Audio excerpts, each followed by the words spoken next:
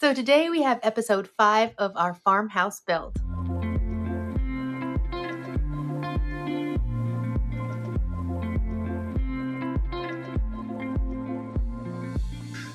You ready? Yeah, I'm just really tired. Pollen's killing me. Hey there, my name is Yami. I am your Latina next door. Welcome back to Mi Casa. Today I have my husband here and we're going to be talking about our next step in our farmhouse build. So far we've shared breaking ground, we've shared our footers, we've shared the blocks and all the little mishaps and field inspections and all that stuff that's led us to this point. And we do have a playlist with all of those videos in the description box below if you guys want to catch up.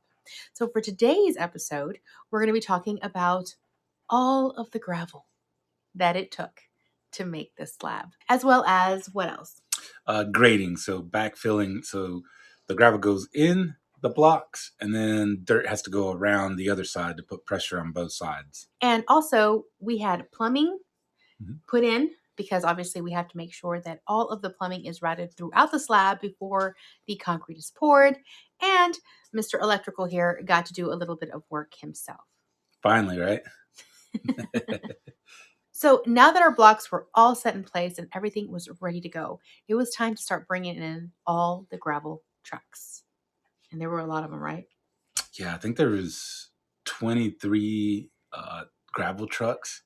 So they're, the big dump trucks. I forget how much they hold, like 20 tons each. So a lot of gravel had to be brought in and filled in. There's another way you could have done it and put in a bunch of dirt, but we opted to fill it in with gravel instead. That way there is no water issues. There's nothing that could soak up, swell up, and do anything. And once the gravel's in, there's nothing else. We basically had them on rotation, just gravel in, truck out, gravel in, truck out. I mean, it was, how many days did it take? It took several days too, right? Yeah, and it would have took less, but one of their trucks had a mishap. It got stuck when it was on the up position. When it lifts it up and all the gravel goes down, it stayed up. So that kind of put a kink in the whole process. That was interesting. Yeah, they had to get like a huge crane to come in, like one of those big trucks with a crane, since they had to lift the bed up and do whatever they did to get the piston to come back down. And then they had to tow it away. Yeah. That was fun. Yeah.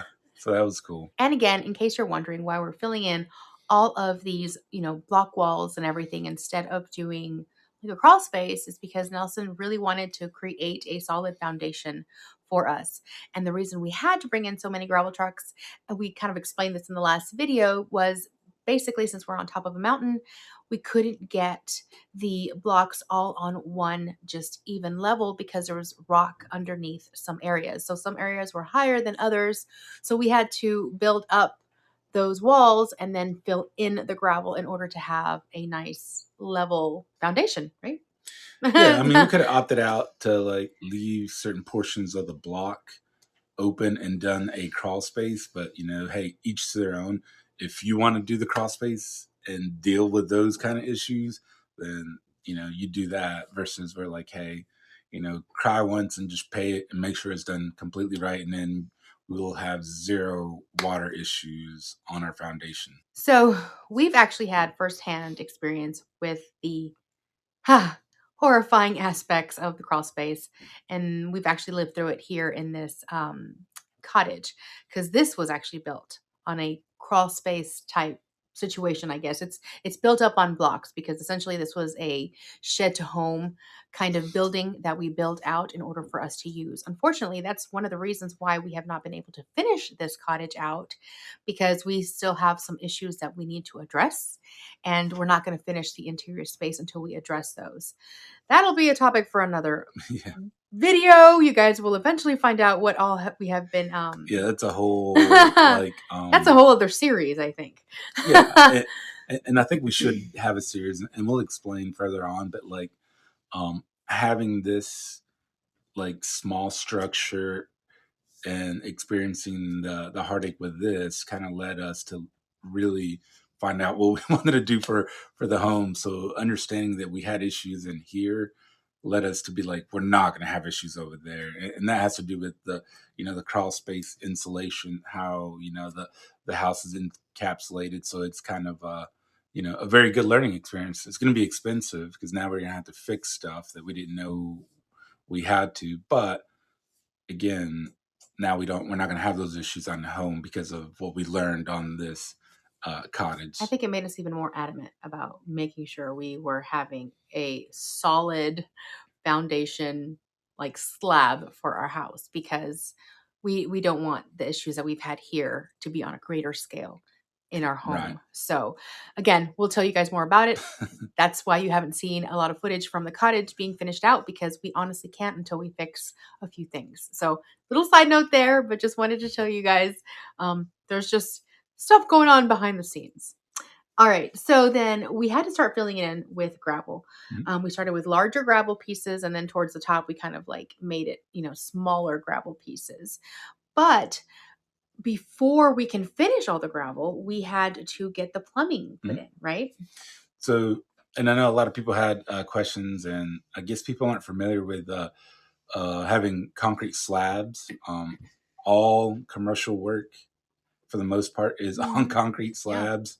And I think people have said, well, I've had leaks in my concrete. And yes, stuff can happen. But, unfortunately, if you live life scared about what if, then you'll never start. So, but we did take precautions to make sure we did certain things to kind of like double up on certain things. Cause like usually the problems aren't on the wastewater lines, the big tubes that go out that goes to the septic tank. It's really the stuff that's under pressure, which is like your incoming water. So like we only have a few spots in the home that have the water lines in the concrete. And That one of them being the island in the kitchen. We have an island in the middle of the kitchen, mm, and that we needed to have water lines in there because the sink is on that island. right. And So our bathtub in the master bathroom in the incoming water will be in the concrete. But to combat that, so we have, they put the lines in the concrete or in the gravel where the concrete's going to go. But we also put bigger, like chase pipe that's empty. So in the event anything happens into those pipes that have the actual water with the pressure on it, we can chase, PEX through in the future if we ever have an issue. So we have that going on. The other thing we have is, since we are raised, if we ever have any issues as well, we can still come in and up through like the garage and connect to existing water lines and then fix the issue that way. And then anything inside walls is like standard plumbing. So like if you're going to have an issue inside your walls, there's nothing you can do about that anyways. you just So gotta cut the right, just drywall and work in it. right. So So like it's not an issue to have slab, and anybody that tells you there is, then just weigh it. Hey, don't do it for your house. Have a crawl space, have water issues, or just do what we did and do more of a commercial aspect of a build. and like he was saying, there's obviously pros and cons to each build. With a crawl space, you're gonna find yourself with a whole set of issues, like we said, we came across. And with the slab, you have potential to come across with those sets of issues. There, But there I is do. no 100%. No matter what anybody out there says, well, do this is 100%. There is no guarantee in anything But other than taxes. That's a guarantee. no. But like again, so like people are like, oh, you should do this, do that. Like there's nothing you can do that's going to be 100% foolproof. Relax. But what we did was we really tried to talk to our plumber and understand the things that could happen. And that was one of the good things about working with this plumber, is because he said, "Oh, this is what we can do to plan ahead." Like my husband was saying, we did the extra chases along the current water lines that we have, in case in the future we don't have to bust concrete. We can just use the additional chases, cap off where the problem was. Our chickens are like really Man, what are they doing out there? I don't know. So, we did try to come up with things that would help us in the future in case anything does happen to make our lives a little bit easier. Another thing that we did as far as plumbing is have different access points on the outside of the slab so that in case there's any kind of blockages, which is really cool, which most houses don't even have. This was really neat. Yeah, so like I think what plumbers consider a access point to your wastewater lines is like a toilet. So because you can take the toilet off, snake it through. So that's one point, and then you have like clean out valves. So like right outside of our home, next to the septic tank, there's a two-way valve, so that way you can snake up into the home and snake into the septic tank. And then on other side of the other side of the home, they put another clean out valve to where you can have a whole run to snake through as well. So there's multiple points aside from the actual toilets that If you there's can do. any blockage at all Right. whatsoever, we have clear access to the, like you were saying, to those areas in case we need to go in there and do any snakes. So that was actually really cool Yeah. because you don't see that in regular home builds. And Right. that's, Because the plumber we used was awesome guy. he's a transplant like us. Right. He's more of a commercial contractor. He builds on buildings instead of residential, and a lot of trades. That's what the breakdown is. Either you're commercial or residential. Not that residential guys aren't as good. It's just they do things differently versus a commercial aspect. Kind of like electrical, where I came from. I came from the commercial side of the business, and then the residential guys are the guys that kind of like you pay $8 an hour and they go out there and pull wire and do nothing except for they got to pull the permit. But there's just so many more aspects when it comes to commercial, like my husband and I, we kind of our lives used to kind of cross over when we were both working in Atlanta. Before I became a stay-at-home mom, I was a commercial property manager and I would help manage high rises. Well, with commercial buildings, there's so many more things that can go wrong. You have so many, bathrooms, so many floors, so many different tenants, so many different, just spaces are used for so many different things. So many more things can go wrong. So when you hire contractors that specialize in commercial buildings and structures like that, they come up with, different ideas to think ahead of time. Oh, what if this happened? Well, let's do this in order to prevent any future issues. So, the ingenuity that goes into commercial building is a little bit more complex than, when you just are working with just one residence for one family. And we appreciate that kind of ingenuity when it comes to building our home, and because we have a commercial background when it comes to building and all that stuff, we appreciate that stuff. And it's nice to see that we can apply it to our personal home here. So that was one cool thing that we did that was a little different than normal plumbing. And I hope I'm not getting on to y'all. I just don't feel good like that. I was cutting grass all day yesterday, and I think that's made my eyes all red, and maybe that's making me a little ornery, and let y'all know that, like, we got this. Just we're fine. All right. So once the plumbing was done, then it was Nelson's turn to do a couple of things in the slab as well. There's a couple of areas that we wanted to make sure we had floor outlets. So we have like the study or my office.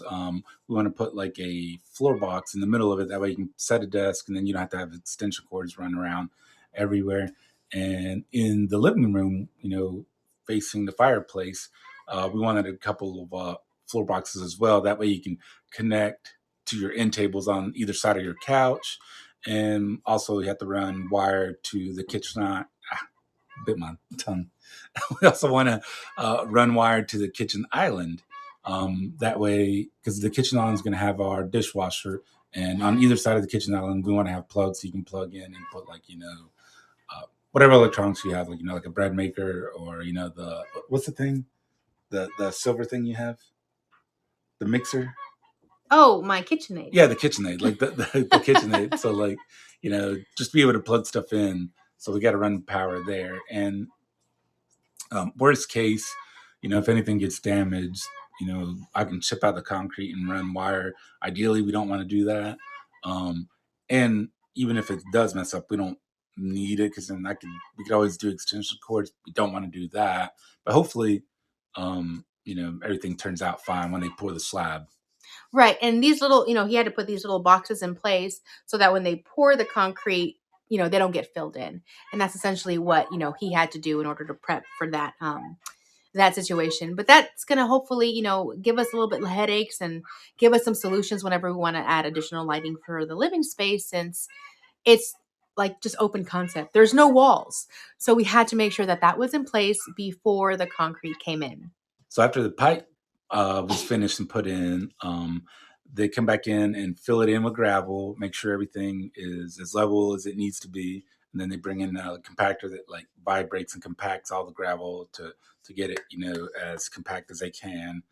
And after that, they started bringing in a bunch of dirt. I mean, again, we had an additional like 24 truckloads of dirt because as you saw in the previous video, by the garage side, I think there's like 5 courses of block, and they have to bring in dirt to fill it back up on the other side of it. So they did that all around the garage, behind the garage, and then towards like the back porch part. And one day, God, they were out here. Was it Sunday? Yeah, they were out on a Sunday until like 10 or 11 o'clock at night, like finishing it out. Because again, they were short a truck since that one messed up. But it looks great. It's, once it got it in, it got it all compacted. And I think we still will probably need some more if we pour our concrete outside of the garage. That way we can have like a drive in or, put a basketball goal or whatever. It'll probably still need some more dirt, but it got it good enough to where, we can finish and all the trades can come in and do their stuff. Right. We don't want to finish it completely until like all of the big trucks and all of the big equipment are done with their work. That way we don't have to continue, I guess, bringing in new dirt to further compact it. Because, I mean, they get pretty heavy. There's a lot of weight those trucks are really big. Yeah. So we don't want to have to keep fixing it every time somebody new comes in to make a delivery. Like I said, like the dump trucks are 20 tons, I think is what they hold. And then like the concrete trucks are 10 yards, which I forget how much 10 yards weighs. Yeah. So just put it under there. She'll put how much each yard of concrete weighs, and the concrete trucks hold like 10 yards. So like we have a bunch of concrete trucks that are going to come in the future. So we still got a lot of stuff to get to after it's all said and done. Right. The grading around the house is going to look absolutely horrible until the very end, until after until after the sheetrock is done. Then when we finally get to that point, then we can go back and start, fixing, the outside. But right now it's going to look a little bit rough. Right. And we can't use the dirt on our property either. Yeah. That dirt is very soft and squishy, and like you can't really compact it due to the type of dirt it is. But luckily there was like almost like a dirt quarry, because it looks like they're digging it out to build something in the future. So they're just kind of like selling dirt to not give away, but like they're selling dirt to get the area fixed. We were able to tap in from what's the bottom of the valley. It's completely different. It looks a little bit more like Georgia clay, I guess. Yeah, it's like it's not red. It's like an orange color. Yeah, but it compacts very nicely. So yeah, we had to bring some special dirt for our driveway. But yeah, that's basically what we have for this episode. I hope we were able to explain a few things. You guys understood, why we did the things the way we did it. And yeah, you have anything else to say before the B-roll? Go Dogs.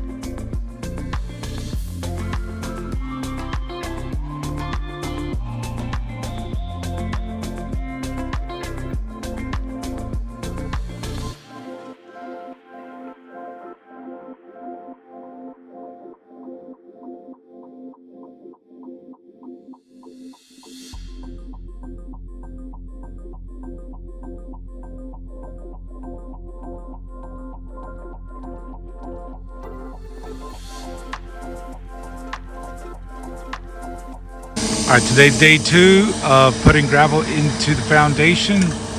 Yesterday on the back side, they had to fill it in with concrete into the block. That way, when they put the gravel in, it doesn't bust it out. And our first delivery of today, the dump truck mechanism that lifts up, as you can see that plate up there, right there, it is broken. So they're gonna have to find another dump truck to get it going, otherwise there will be no work done today.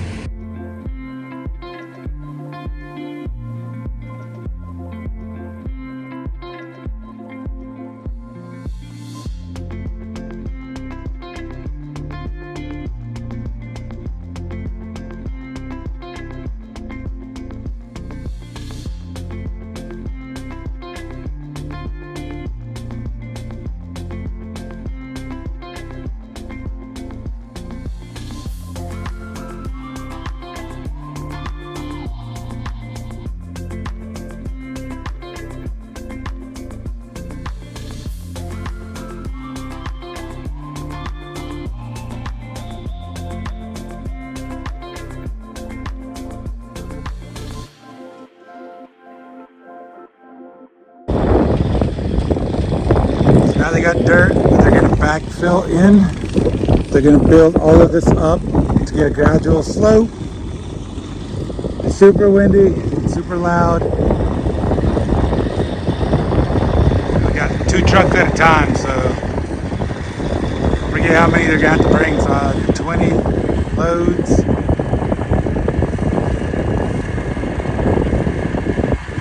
So good stuff.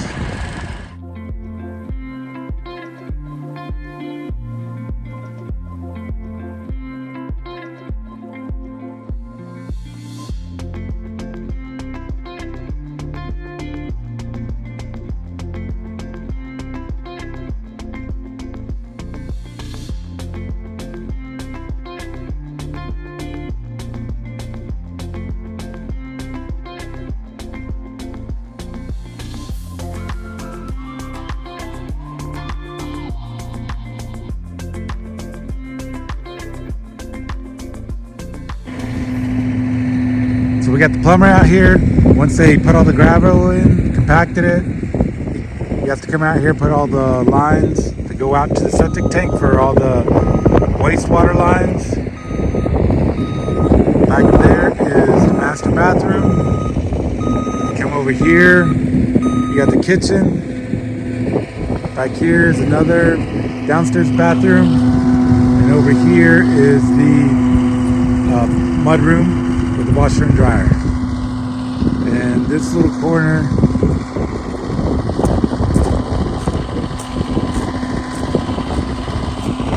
is where the underground water, the incoming water comes in.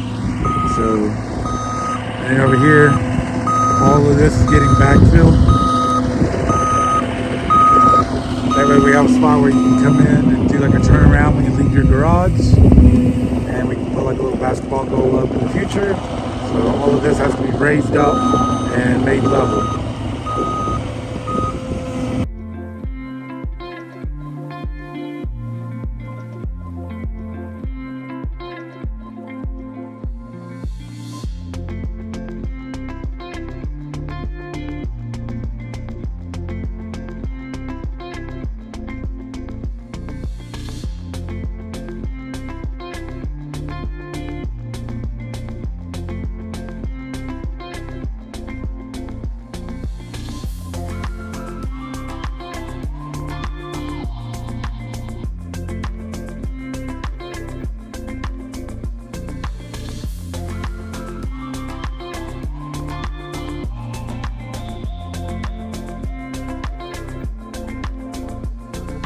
All right, well, that's it for today's video. We hope you enjoyed it. If you did, please make sure to give this video a thumbs up. The rest of the videos from our farmhouse build are in the description box below. There's a complete playlist, and we will come back very soon with yet another update. Until then,